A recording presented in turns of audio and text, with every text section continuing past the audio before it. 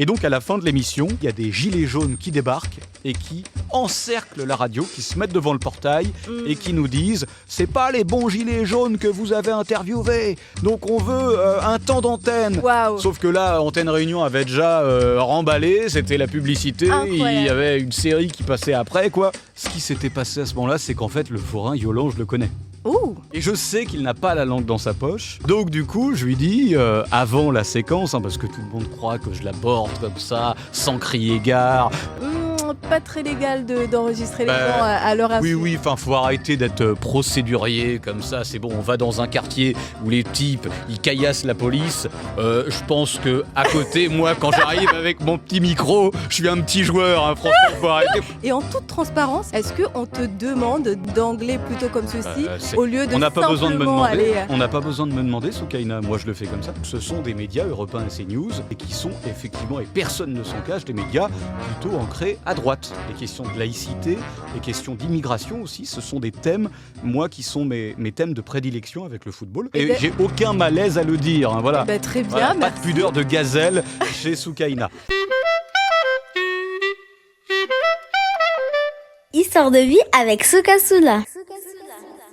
Bonjour Charles Lullier. Bonjour Soukaina. Bienvenue sur Histoire de vie. Merci, je suis content de passer avec, après Isabelle et après Bobby, que j'ai écouté également, puis après les autres invités que j'ai aussi entendus, donc c'est un honneur. Merci beaucoup pour l'invitation. Donc tu connais bien l'émission. Je connais. Tu sais qu'on va parler de toi, qu'on va parler de ton métier. Tu es journaliste à radio. Je compte sur toi pour nous dévoiler les coulisses de ce qui se passe dans une rédaction radio. Je sais que c'est pas la même façon de faire qu'en télé, qu'en presse écrite. C'est totalement différent. Il faut faire vivre son texte. Et on va en parler tout au long de cet épisode. Mais d'abord, j'ai envie qu'on s'intéresse à deux séquences qui, selon moi, auront marqué ton passage à La Réunion. Cette interview de Marine Le Pen qui se termine de façon assez improbable. Toi qui lui demandes est-ce qu'il y aura un premier homme à l'Élysée si jamais il est élu président de la République. Il me semble que c'était pour les élections de 2022. Oui, tout à fait, présidentielle de 2022. Et elle qui reprend en disant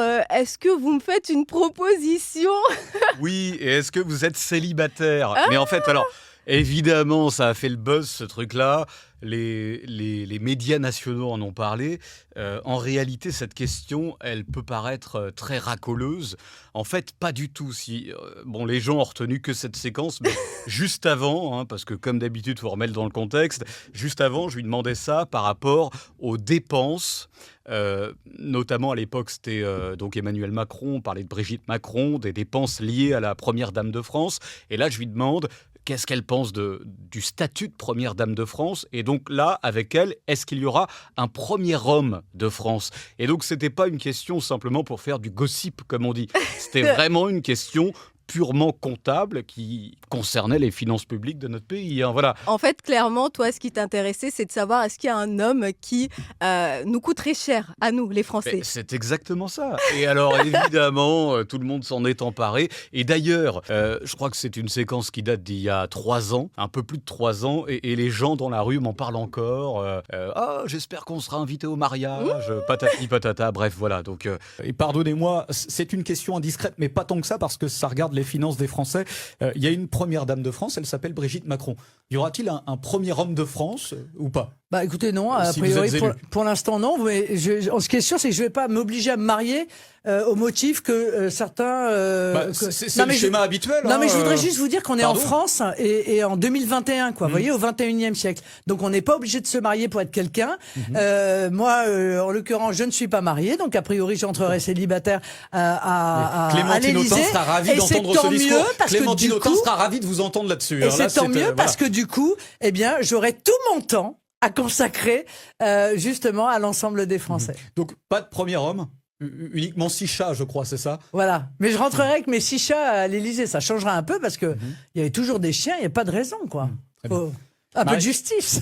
Marine Le Pen, merci beaucoup. Donc, pardon, vous êtes célibataire. Hein, Oh, mais c'est voilà, pas c'est ça. possible. Vous voulez me faire une proposition ou Non, quoi? pas du- je me permettrai Bon, pas, bah non, ça va alors. pas. Non, je me permettrai pas. Non, mais c'est vrai que ça concerne parce que voilà, Et le vous, poste au de fait, première dame et vous, au coûte fait, 300 000 euros. Vous êtes célibataire ou pas? Non, je suis pas du tout célibataire. Bon, voilà, c'est là-dessus J'ai que réussi va à vous se faire terminer rougir. cet entretien. Ce qui s'est passé derrière cette séquence, comment les backstage, est-ce que après vous en avez reparlé avec cette fameuse Marine Le Pen ou est-ce que ça a été pris à la rigolade par son équipe Alors- ou elle s'est sentie un peu agressée étant donné que c'est un homme qui lui pose d'ailleurs cette question? Alors, Marine Le Pen, je pense qu'elle est aguerrie à ce type d'exercice et que rien ne peut la déstabiliser. Donc, en fait, elle, quand elle m'a... et d'ailleurs, j'invite tout le monde à aller voir la séquence. Vous tapez Charles Huillier, Marine Le Pen, vous verrez ça. Tout le monde a reposté la séquence. Mais en fait, Marine Le Pen, je lui demande si tout simplement elle est célibataire et pour éviter de répondre, elle me dit « Et vous ? Et vous ? Est-ce que c'est une proposition ?» Et donc, en fait, elle a très très bien réagi parce Ouais. qu'elle aurait très bien pu se terrer dans le silence Mm, et pas du tout. Elle m'a repris de voler finalement. Mm, mm. Et donc, Et presque tu étais gêné, hein. j'étais gêné, c'est la première fois. Alors ça, c'est incroyable.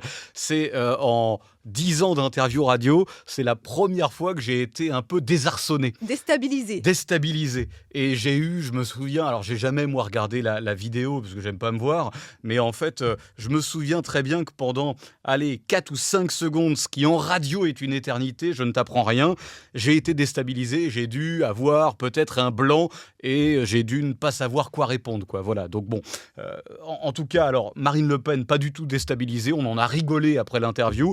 Et puis son staff de campagne, pareil, ils étaient pliés en deux parce que c'était juste après, c'était la fin de l'interview où on regagnait les coulisses. Et donc son staff était plié en deux. Et je me souviens qu'à la radio, ensuite, pendant une semaine, ça n'a pas arrêté. Les auditeurs de Freedom, parce que c'est de la libre antenne sur Freedom, ont réagi, ont surréagi et puis ont même parfois cassé la blague, comme on dit à ce sujet. Oui, en tout cas, c'est une séquence qui aura marqué les esprits ici à La Réunion. On reviendra sur d'autres séquences d'ailleurs de Ok. ton passage à La Réunion, notamment celle au marché forain du Ah, oh Chaudron. là là Je là là. pense que tu sais de quoi je Oui. parle. On y reviendra un petit peu plus tard. Ouais. Je te ferai réagir sur cette Mhm. séquence également. Et Et tu d'ailleurs, repostes les séquences ou pas au montage ou pas bien du tout évidemment. Ah Et bon d'ailleurs, nos auditeurs auront l'occasion D'accord. d'écouter la séquence de Marine Le Pen pour ceux qui l'auraient d'accord. loupé. Charles, j'aimerais qu'on s'intéresse à présent à toi, à qui tu es. Tu nous l'as dit, 10 années de carrière, voire plus Mhm. dans le journalisme en radio. Comment tout ça a commencé? D'abord, qui est Charles Lullier? Bah, Faudrait peut-être commencer par là. Je suis né en 1987 à Angers. Parcours classique, hein, voilà. Je pense que j'ai eu le bac un peu avant 20 ans. Ensuite, j'ai fait... Il faut que je te raconte tout parce que c'est très rocambolesque, hein, Allez, ma on aime scolarité. bien, Bon. on aime bien les anecdotes. Alors en fait, j'ai fait une école... J'ai fait une école d'infirmier après le bac parce que, si tu veux, j'ai eu le bac à une période où le chômage faisait rage en France. Alors c'est toujours le cas, mais à l'époque c'était il y a 15 ans, donc c'était pire que ça. Donc je voulais vraiment un métier où j'étais sûr d'avoir du boulot et que j'en trouverais facilement. Donc j'ai fait une école d'infirmier, sauf que je me suis très vite rendu compte lors des stages que ce métier, et j'ai beaucoup de respect pour les infirmiers, du coup ce métier c'est une vocation. Et donc j'ai très vite compris qu'au bout de 2 mois de stage, hein, j'ai très vite compris que j'étais pas fait pour ça. Ensuite, j'ai fait un BTS tourisme. Là, pour le coup, ça s'est plutôt bien passé. Je l'ai eu. Et puis ensuite, j'ai fait, pour faire simple, un service civique dans une radio associative en Bretagne. Sylvain Delfaux, Radio Laser, c'est à Guichin, près de Rennes. Et puis à la suite de ce service civique, j'ai passé un concours dans une école de journalisme que j'ai eu. C'est l'ESJ Montpellier, l'école supérieure de journalisme de Montpellier. Ouais. Et puis, donc, c'était une formation, voilà. Et j'ai pas fini la formation parce que Freedom m'a appelé pour que je les rejoigne. Et je n'ai pas dit non, donc je suis venu. Et puis c'est vrai que non, j'ai dû partir peut-être 3 ou 4 mois avant le diplôme. Donc ça Ok. va, il n'y a pas... Très bien. y a pas voilà. De J'ai une carte de Angers- presse, hein, je précise. Hein, voilà. J'ai une carte de presse, tout va bien. De Angers à La Réunion, comment est-ce que Freedom te contacte? Qu'est-ce qui s'est passé entre-temps? Alors. Il me semble qu'il y a une histoire avec McDonald's. Je ne sais pas si... Comment tu sais ça? Oui, en fait, alors j'étais donc en école de journalisme à Montpellier, mais c'était une formation par alternance. Donc j'étais, on va dire, 20% du temps en cours à Montpellier et 80% du temps en alternance dans une entreprise, une radio, qui était RCF Limoges, Radio Chrétienne Francophone.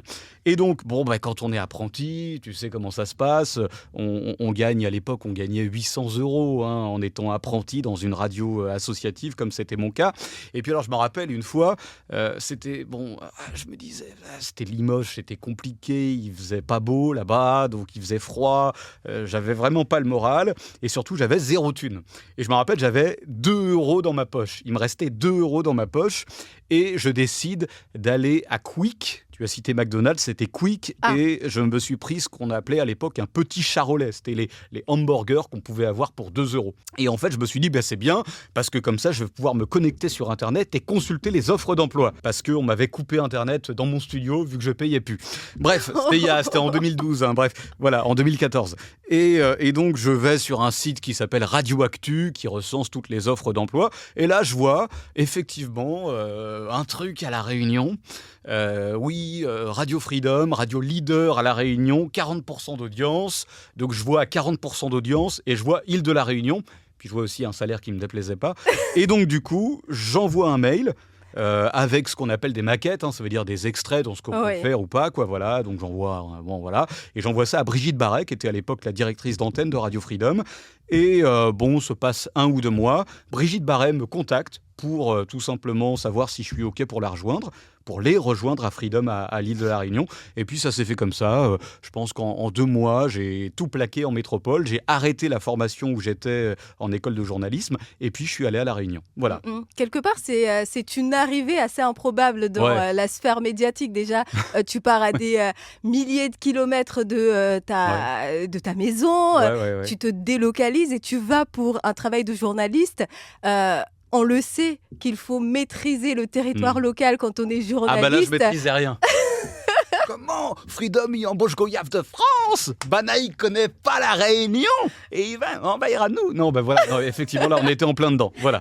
Excellent. Aujourd'hui, ceux qui vont entendre ça, ils vont se dire pourquoi on embauche un type qui vient de l'autre bout du monde alors qu'il y a des types très compétents ici, et ils ont raison de se dire ça. Voilà. Oui, ok, je vois, je comprends. J'adore ce type d'histoire. Il te restait 2 € et c'est un petit peu comme ça que tu tombes sur, sur en fait, cette offre d'emploi. Aller à Quick, là, c'était un prétexte pour me connecter à Internet, parce qu'on est en 2014, les forfaits sur les téléphones, il n'y a pas encore Internet, ou pas trop, voilà.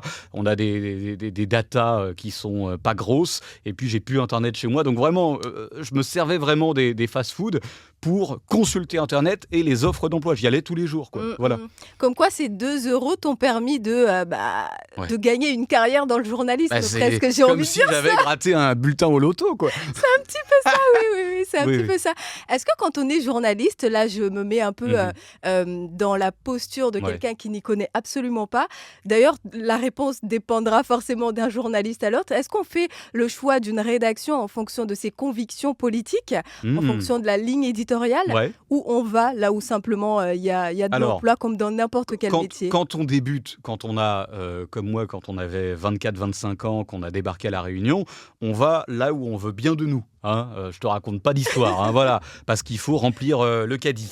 Donc ça, c'est une certitude. Et puis après, on fait effectivement des choix par rapport à l'obédience des médias et donc finalement la ligne éditoriale des médias. Donc effectivement, là aujourd'hui, moi je suis sur Europe 1. C'est un média. Donc Europe 1, vous savez, ça appartient à un groupe, voilà. Bolloré. Et donc il y a également CNews. Donc ce sont des médias, Europe 1 et CNews, qui appartiennent au même groupe et qui sont effectivement, et personne ne s'en cache, des médias plutôt ancrés à droite. Voilà. Et donc moi, il n'y a pas de souci avec ça. J'ai choisi Europe 1 par rapport à cette ligne éditoriale. Parce que ce sont des sujets donc très orientés, pour moi, qui me passionnent. La sécurité, la police, la justice, les questions de laïcité, les questions d'immigration aussi, ce sont des thèmes, moi, qui sont mes thèmes de prédilection avec le football. Et donc, c'est aussi pour ça, c'est en partie pour ça que j'ai choisi Europe 1. Et j'ai aucun malaise à le dire. Voilà. Très bien, voilà, merci. Pas de pudeur de gazelle chez Soukaina. Merci beaucoup pour cette transparence, pour cette générosité et cette énergie que tu donnes depuis qu'on a démarré. Et en toute transparence, est-ce que le traitement de l'info, il est objectif ? Est-ce qu'on te demande d'accès d'anglais plutôt comme ceci, C'est- au lieu de On n'a pas besoin de me simplement demander. aller... On n'a pas besoin de me demander, Soukaina. Moi, je le fais comme ça. Ok, comme ça, c'est-à-dire Ben, écoute, moi je suis reporter européen, c'est-à-dire que je fais du reportage, et donc je choisis les sujets que j'aborde. Mhm. Voilà. Alors évidemment, il faut que ce soit en lien avec la ligne éditoriale du média que tu représentes. Bien voilà. sûr. Donc évidemment, sur Europe 1, parce que ce qu'attendent nos auditeurs sur Europe 1 ou sur CNews, c'est des sujets qui sont plutôt ancrés sur la laïcité, comme j'ai dit, la sécurité, la police, la justice, le vivre ensemble. Je ne parle pas d'immigration, je parle de vivre ensemble. Et donc, effectivement, moi, je fais des sujets qui sont finalement à l'aune de cette ligne éditoriale. Et donc, non, moi, déjà, on ne me tient pas le crayon quand j'écris mes reportages. Je le prendrais très, très mal. Et puis, on n'a pas besoin de me demander de traiter tel sujet de telle manière. Je le prendrais très mal également. Si je traite un sujet de telle manière, c'est parce que je le veux bien. Voilà. Donc, il n'y a pas comme ça de malaise. Il faut démystifier ce truc-là. Non, mais ça parce voudrait que dire, c'est vrai. non, mais ça voudrait dire qu'on a Bolloré dans l'oreillette quand on parle au micro, quoi. Enfin, je sais que certaines personnes pensent ça. Charles, entre nous... Quoi bref. Non, mais c'est intéressant. On s'étale un petit peu Mais trop, non, là. c'est intéressant parce que beaucoup de gens, beaucoup parmi tes auditeurs sans doute qui ne sont pas issus de ce sérail, pensent qu'on nous dit ce qu'il faut dire et on nous demande, on nous dit d'écrire ce qu'il faut écrire, alors que c'est pas vrai, quoi. Bref, Mais ouais. Non, mais c'est intéressant. Tu parlais du traitement médiatique sur CNews, sur Europe 1. Ouais. J'en profite juste parce que ça me vient à l'esprit. Je me rappelle récemment, on a parlé du fait que Léna Situation à Cannes avait porté une robe qui s'apparentait aux frères musulmans. C'est Christine Kelly, je crois, sur CNews qui avait dit ça. Et c'est vrai qu'on se pose la question, mais c'est une robe, c'est une jeune fille, une influenceuse. Enfin, quel rapport avec quoi que ce soit? Ouais, mais on a le droit de se poser la Est-ce que question. c'est d'utilité publique? Non, mais moi, ce que je vais te dire, Soukaina, c'est que là, tu parles effectivement de CNews. CNews, c'est pas mon employeur principal. Moi, c'est Europe 1, mais effectivement, c'est la même maison. Donc, je peux assurer, si tu veux, le service après-vente. Donc, quand même, sur Europe 1, effectivement, ça, c'est pas le sujet le plus profond qu'ils aient abordé Est-ce sur que CNews. les Français ont réellement besoin de... Ouais, mais alors, à côté de ça, CNews, déjà, c'est la première chaîne d'info de France, devant BFM TV, d'accord ?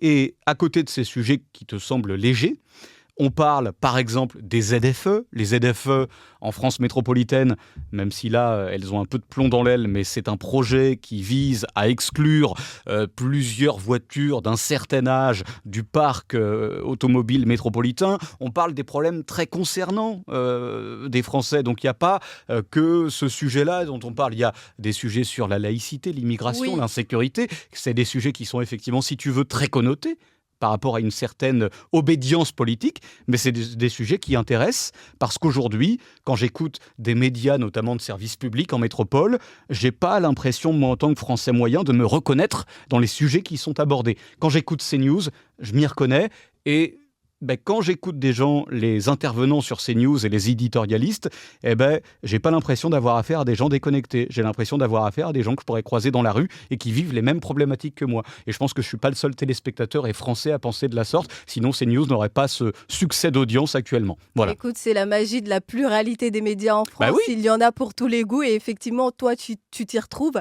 D'autres, pas forcément. Moi, par exemple, je suis plus branchée France Info. Ouais. Je t'avoue que c'est le média qui me... Mais France Info, c'est très bien. Oui, parce que je trouve que le traitement des sujets d'actu est plus objectif, je trouve. Moins orienté, moins on n'est pas sur de l'engrenage, je veux dire. Alors, en fait, France Info, la différence avec CNews, c'est que France Info fait beaucoup moins de débats en plateau. France Info est sur le... Il y a des débats, souvent des fact-checking. Ça, c'est intéressant ça arrive, aussi. Mais dans la journée, c'est du direct continu. Il y a quand même des... Oui, c'est des discussions sur France Info. Ça, c'est des discussions. Tandis que sur CNews, ce qui est intéressant, c'est que, il y a des débats entre des gens qui ne sont pas d'accord. Et c'est ça que j'aime bien, moi. C'est ça. Il peut y avoir parfois quelques envolées lyriques, quelques clashs, et c'est ça que j'aime bien aussi. Mais France Info, encore une fois, moi, je ne tacle pas les confrères. J'aime beaucoup France Info. Il m'arrive aussi de regarder BFM TV. Oui. Et par contre, je n'écoute pas France Inter, j'avoue. Voilà. Moi non plus. Bon, tu parlais de clash, transition, toutes trouvées. Tes prises d'antenne sur les zones de Freedom ne laissaient personne indifférent. simplement parce que tu as un franc-parler, tu menais ces interviews politiques avec beaucoup de provocations et même des émissions, notamment Radio Friction, il me semble. Oui, à c'était des l'époque débats sur Antenne où- Réunion. D'accord, ok, Ouais. où ça se fritait beaucoup, hein, Mhm. Radio Friction, Ouais. c'était comme si les invités étaient sur un ring de boxe, Ouais. l'objectif Ouais, ouais. crier et s'engueuler un petit peu, en direct. Comment est-ce qu'on arrive à assumer cette façon de faire, à être aussi naturel? Parce que je sais que tu ne fais pas du semblant. Ouais, moi je suis comme ça en réalité. Regarde là, quand on cause, il y a du débat même, c'est intéressant. Comment est-ce que tu arrives à assumer ça auprès des rédacteurs en chef? Est-ce que dès que tu es arrivé dans ta première rédaction, Ouais. tu as imposé cette façon Alors de faire? j'étais sur Radio Chrétienne Francophone à ma première rédaction, donc le clash, c'était pas l'objectif là-bas, hein, je te le cache pas, mais c'était super aussi. Non, en fait, ce qui s'est passé pour Radio Friction, c'est que j'ai commencé à monter ce concept, moi, uniquement à la radio, et ensuite, il y a Antenne Réunion qui est tombé sur ça en écoutant cette émission que je faisais, donc je l'ai faite pendant 1 an uniquement en radio. Et ensuite, il y a la directrice d'Antenne Réunion qui nous a contactés à Freedom pour nous demander si j'accepterais que on puisse retransmettre sur Antenne Réunion en direct, simultané à la radio également, si on pouvait retransmettre finalement les débats que je faisais en radio à la télé en direct le lundi matin. Et c'est ce qu'on a fait. Et donc moi, non seulement j'ai eu aucun mal à faire accepter ça à la rédaction de Freedom, mais en plus... Forcément, quand on connaît la ligne éditoriale Voilà. de Radio Freedom, Voilà. on sait que se friter, ce n'est pas forcément ce qui déplaît. Voilà. Et non seulement ça dérangeait pas Freedom, mais en plus ça dérangeait pas Antenne Réunion qui a demandé à reprendre mes émissions en télé, quoi. Donc ça s'est bien passé. Antenne Réunion, ça m'étonne un petit peu plus parce que... Ouais, c'est parce qu'en fait, si tu veux, c'était diffusé le lundi matin à 9h, et eux, à l'époque, bon, je te parle de ça, c'était il y a 5 ans, ils avaient un petit problème d'audience le lundi matin, c'était pas ouf, quoi, hein, parce que, bon, d'après ce que je me souviens, c'était des telenovelas qui avaient été multi-rediffusées, quoi. Donc bref, il y avait pas beaucoup de monde au portillon chez eux à cette heure-ci. Donc cette émission, c'était un moyen pour eux, finalement... de capter l'attention de la ménagère. Voilà, exactement. Et puis en même temps, finalement, ça leur ramenait un petit peu d'auditeurs de Freedom. Ils espéraient que les auditeurs de Freedom regardent en télé ce qui se passait en radio et qu'après la fin de cette émission, il était 10h, que les gens restent sur Antenne Réunion toute la matinée jusqu'aux 12h30, leur édition d'information de la mi-journée. C'est pas bête de penser comme ça. Je sais pas si ça a marché, mais en tout cas, moi, je me suis amusé. Voilà. Oui, je me doute bien. On parlait de la radio, du fait que il faut réussir à capter l'attention des auditeurs parce qu'il n'y a pas d'image. Ouais. Justement, il faut réussir à garder cette personne qui, évidemment, n'est pas juste assise en train de regarder, écouter la radio, mais est certainement en train de cuisiner ou faire autre chose à côté. Certainement comme vous nous écoutez, mais si ça se trouve, vous êtes en train de conduire ou dans le bus ou il se passe pas mal de choses autour de vous. Comment est-ce qu'on fait pour garder cet auditeur dans le cadre d'un reportage? Allez, on prend un basique. Reportage, ouais. C'est quoi le secret d'un reportage, d'un enrobé, comme on dit dans le jargon, réussi, on va dire? En fait, je pense que ce soit Freedom ou bien France Inter, RMC, RTL ou Europe 1, je trouve que il faut que les gens qu'on entend dans le reportage, ce soient des gens vrais, qui parlent avec leur cœur, soit avec de l'émotion en pleurant, soit avec de l'émotion en gueulant. Et c'est très manichéen, pardon de le dire comme ça, mais ce que je te dis là, les sentiments que je te décris, finalement, c'est des sentiments qui sont propres à l'humain. Et donc, plus il y a d'humain dans un reportage, plus il y a de vrai et moins c'est fake. Et donc, c'est un peu ça mon credo, moi. Voilà, c'est le vrai, quoi, tout simplement. Si je comprends bien, si j'arrive à te faire pleurer là en direct, tu j'aurais auras plus réussi, de temps. oui, tout à fait. Mais le sentiment inverse, le rire, est aussi positif. Hein. Je pense que là, l'entretien que tu mènes avec moi n'est pas déplaisant ou monotone pour les auditeurs. Ça va, voilà. Non, c'est Parce qu'on se marre. intéressant, oui. Alors, effectivement, l'émotion, ça joue beaucoup pour capter l'attention d'un auditeur dans le cadre du reportage.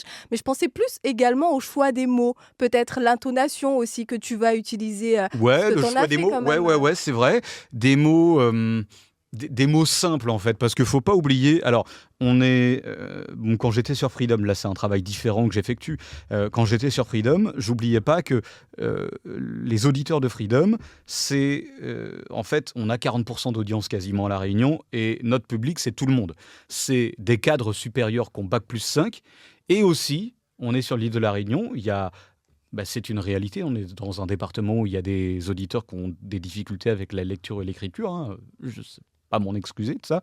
Et donc du coup, l'objectif pour moi, c'était d'employer des mots qui étaient aussi bien compréhensibles pour le bac+5 que pour Madame Paillette qui faisait son curry dans sa cuisine en m'écoutant, quoi. Voilà. Et donc, c'était ça l'objectif, c'est se faire comprendre par le plus grand nombre. Et ça, c'est un exercice périlleux, mais qui est indispensable sur Freedom par rapport à la pluralité des publics qu'on peut avoir. Voilà. Et comment est-ce qu'on arrive à faire des reportages assez intéressants? Parce que moi, je connais tes reportages et je sais qu'ils sont vraiment excellents pour merci. moi en radio, parce que j'écoute beaucoup les autres aussi. En radio, les reportages ont souvent tendance à être très, comment dire, linéaires, Lisse, lisses, oui, alors oui. que les tiens, ils étaient percutants. Alors effectivement, on retrouvait ce côté un peu sensationnel, mais c'était des reportages qui marquaient l'esprit, quoi. J'en ai un en tête que tu avais fait, je crois, quand j'étais étudiante à l'époque, j'avais écouté, je crois que c'était à bras fusil. Ah oui, celui-là, Voilà. oui. On entendait gueuler derrière. Enfin, il y avait tous les Je vois ce ingrédients. que tu veux dire, merci. En fait, c'est ça, en fait. Effectivement, merci de prendre cet exemple. Bras fusil, c'était pendant, alors malheureusement, des émeutes, comme il y en a beaucoup dans ce quartier très difficile de Saint-Benoît. Et donc, on était au cœur d'une semaine d'émeutes avec des bagnoles qui cramaient, bref, des pompiers qui se faisaient caillasser, des policiers également qui se faisaient caillasser.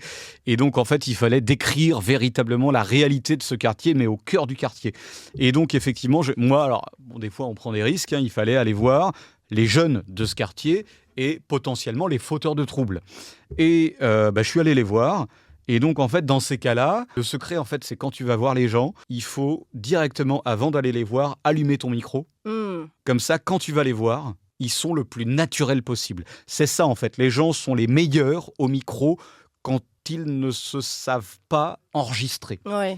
Et donc, effectivement, c'était le parti que j'avais pris, moi, c'était que j'étais allé les voir, je m'étais présenté, j'avais laissé le micro ouvert, et là, effectivement, ils m'avaient dit des trucs du style « passe-nous à la radio, comme ça on va dire qu'on est vénère ». Enfin, voilà, bref, il y avait un truc comme ça de naturel. Quoi. Oui, exactement. On sentait que c'était un peu c'était tendu, et ça résumait un petit peu la situation. Et c'était naturel, quoi. Je pense secteur. vraiment que là, en fait, on était vraiment si on devait comparer un reportage à une photo, on était vraiment pile dans la photographie de l'instant de ce qu'était ce quartier à ce moment-là. C'est-à-dire des jeunes qui sont agressifs, qui, du coup, moi, m'avaient verbalement, j'entends, agressé, et j'avais le micro ouvert, donc ça, du coup, j'avais pu le garder au montage, et ça, c'était génial, ça, tu vois. Parce que ça, c'est pareil, c'est un reportage, c'est une photographie d'un instant T.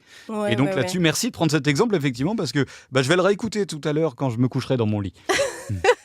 Et là, les personnes qui nous écoutent, en t'entendant dire il faut allumer le micro avant d'approcher les gens, peuvent se dire pas très légal d'enregistrer les gens à leur insu. Oui, enfin, faut arrêter d'être procédurier comme ça. C'est bon, on va dans un quartier où les types ils caillassent la police.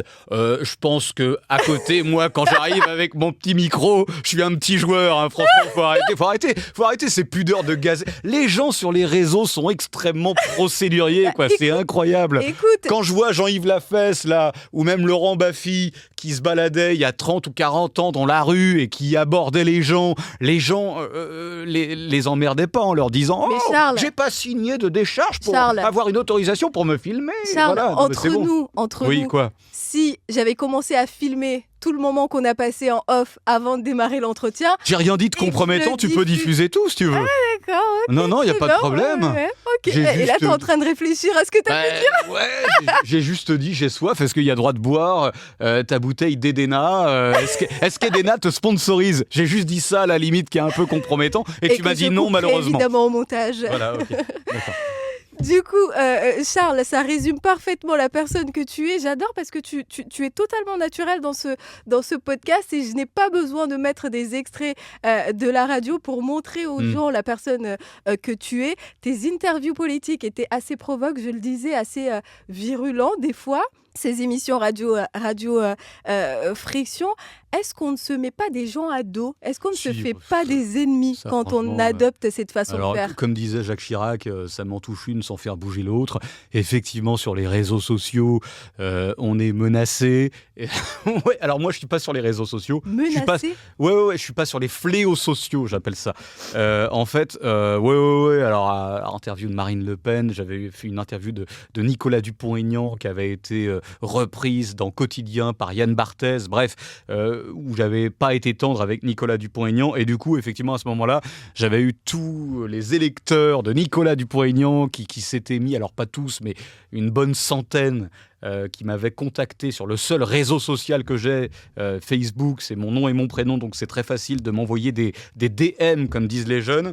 Et du coup, effectivement, je m'étais pris des volées de bois vert, des insultes de la part voilà, que ce soit pour Marine Le Pen, Nicolas Dupont-Aignan, et puis même pour certains hommes politiques issus de la France insoumise. Donc comme quoi, les cons, pardon d'appeler un chat, ils sont aussi bien à droite qu'à gauche. Voilà. Voilà, donc effectivement, on se prend des volées de bois vert, mais ça fait partie du métier et je m'en fous. Du coup, je reviens sur cette deuxième séquence dont je te parlais en début d'émission. Cette séquence où tu te trouves au marché forain du Chaudron, dans un jour où le climat n'était pas au beau fixe et donc la mairie de Saint-Denis avait décidé d'interdire, il me semble, le marché. Ouais. Mais les forains s'étaient quand même présentés avec leurs fruits et légumes. Voilà. Et toi, tu arrives au marché, micro allumé et en direct sur Facebook. La vidéo avait fait le tour du Facebook réunionnais. Tu interroges ce forain et l'échange vire très vite. Alors ça, j'avoue que c'est parce que ce qui s'était passé à ce moment-là, c'est qu'en fait, le forain, Yolande, je le connais. D'accord. Oh. Oui. Enfin, déjà, je le connais. On s'était croisés, quoi. Voilà. Okay. Et je sais qu'il n'a pas la langue dans sa poche. Et je sais qu'on peut se marrer avec lui. D'accord. Donc du coup, je lui dis, avant la séquence, parce que tout le monde croit que je l'aborde comme ça, sans crier gare, qu'on le filme sans lui demander l'autorisation. Non, Yolande, on va le voir avant, il est très content de passer sur le Facebook de Radio Freedom à ce moment-là. Et à ce moment-là, je lui dis, avant que mon caméraman Fred Rustan actionne la caméra, je lui dis, écoute, moi, je vais te dire que vous êtes dans l'illégalité parce que exposer vos stands alors qu'on est à la veille ou à quelques heures d'un cyclone, c'est interdit. Et toi, si tu veux, tu pourras me répondre de manière tout à fait naturelle en me clashant. Il n'y a pas de souci, sois vrai, Yolande. Voilà. D'accord, donc tout ça était déjà orchestré. C'était pas orchestré, c'était... je vais te dire ça, je te préviens, je vais pas te ménager. Et toi, tu as le droit de me répondre de manière assez fleurie si tu en as envie. Voilà. Et Yolande, d'ailleurs, j'aime bien parce que dorénavant, Fred Rustan, qui est l'un de nos webmasters sur le site de freedom.fr, désormais vient régulièrement voir Yolande au marché forain et Yolande passe le bonjour parce qu'évidemment, lui, ça lui a fait une pub d'enfer à Yolande, donc c'était top. Oui, parce que moi, j'ai découvert cette personne ce jour-là et c'est vrai que quand on regarde l'extrait a pas mal tourné. Ça a fait 500 000 vues. Sur TikTok également. Ah oui, d'accord. Oui, tout à fait. Sur TikTok également et les commentaires, les gens... Ah oui, parce que les gens, évidemment, alors comme d'habitude, les gens sur les réseaux sociaux, c'est fou parce que sur les réseaux sociaux, les gens, tu sais, le second degré est livré avec l'intelligence généralement, et sur les réseaux sociaux, le second degré, c'est en option. Et ce qui est dingue, c'est que sur les réseaux sociaux, tout le monde commentait tout ça, et à la Radio Freedom, personne n'en a parlé. Donc en fait, il y a vraiment deux mondes, les réseaux sociaux et la radio, et puis même un troisième monde, le réel. Moi... Dans la rue, j'ai jamais eu personne qui m'a reparlé de cette séquence, ou alors de manière totalement bienveillante, parce que ces personnes dans la rue avaient très bien compris que c'était avant tout pour se marrer, quoi. Voilà. Mais alors, ce qui est assez surprenant, c'est que dans cet extrait, on observe ce Yolande, d'ailleurs qu'on salue s'il tombe sur moi je salue Yolande, j'aime bien. on s'aperçoit, on a l'impression en tout cas qu'il était assez surpris, qu'il était pris de court, qu'il ne savait pas trop parler. Enfin, Ah oui? pas qu'il ne savait pas parler, mais qu'il savait pas trop comment aborder les choses et qu'il avait presque envie de t'envoyer bouler, mais qu'il n'osait pas le faire. Oh bah en non, direct. Yolan il est super sympa, il va envoyer bouler personne. Non, il n'était pas du tout désarçonné. Hein. Je pense que Yolan, pour le déstabiliser, faut se lever tôt. Yolan c'est un bazardier qui a plusieurs années d'expérience sur les Ouais. marchés forains, donc je pense qu'il a eu affaire à des mecs qui étaient bien plus gaillards que moi. Bon, bah écoute, on aura eu ton retour après cette expérience. Et d'ailleurs, à la radio, comment est-ce qu'on réagit, tes supérieurs, quoi? Est-ce que... non, Du tout. Tout le monde s'en foutait. Donc en fait, tout ce qui s'est passé, l'engouement, c'était sur les réseaux Bah sociaux oui, et nous non, par ailleurs. vraiment, c'est ça en fait. Vraiment, il y a un monde. Hein, les réseaux sociaux, c'est un monde à part. Hein, franchement, hein. Même j'ai eu un type. Alors, je vais te raconter une anecdote. Il y a eu un type qui m'a un jour menacé en me disant qu'il allait. C'est pour ça que notre métier est difficile. Le boulanger qui se trompe dans la quantité de sucre qu'il faut mettre dans l'éclair au chocolat, bon, ben au pire, il peut jeter son éclair et il en refait un autre. Nous, c'est du direct. Si on se gourre, tout le monde entend qu'on se gourre. C'est clair. Voilà, j'ai été envoyé spécial en Espagne pour Europe 1, dans la région de Valence. Cette inondation, c'est plus de 200 morts qu'il y a eu dans cette région. Alors, j'ai pas voulu voir de corps, ça n'a aucun intérêt pour les reportages. Et c'est vrai qu'en fait, oui, c'est un petit peu caricatural. Moi, quand je vais acheter un Paris-Brest à la boulangerie, je ne vais pas voir la boulangère en lui disant « Bonjour madame, je souhaiterais un Paris-Brest à 2,95 €. Et s'il vous plaît, faites que la farine à l'intérieur ne soit pas périmée. » Voilà, non, évidemment, sinon il me prendrait pour un ouf. Hein, voilà. Totalement, oui. Donc, du coup, non. Merci d'écouter Histoire de vie. Si vous appréciez ce podcast, abonnez-vous pour plus d'histoires.